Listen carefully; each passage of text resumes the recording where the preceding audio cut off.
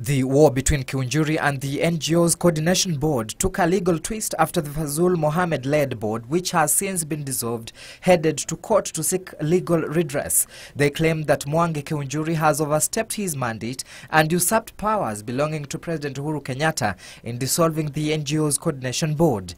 The board and its besieged Executive Director Fazul Mohamed, whom Kiunjuri suspended in their suit papers, say the powers to appoint or remove members is vested in the office of the president by law, and therefore the actions of the CS flies in the face of State Corporations Act.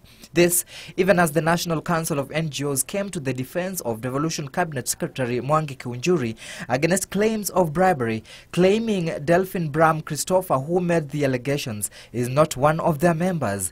NGO National Executive Chairman Stephen Cheboy says the basis of the allegations should be investigated, lest it turns out to be a case of witch hunt.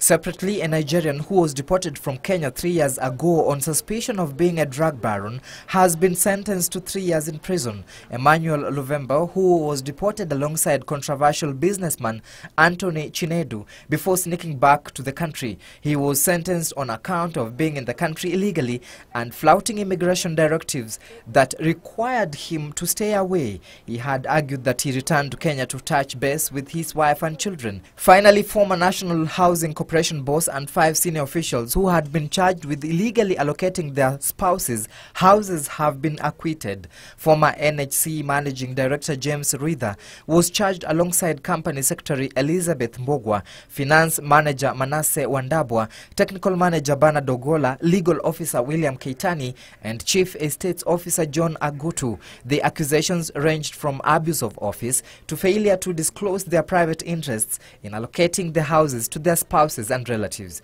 Anti-corruption magistrate Felix Kombo ruled that the evidence produced in court did not meet the threshold to convict the 6 officials. Halligan Agade, Scales of Justice.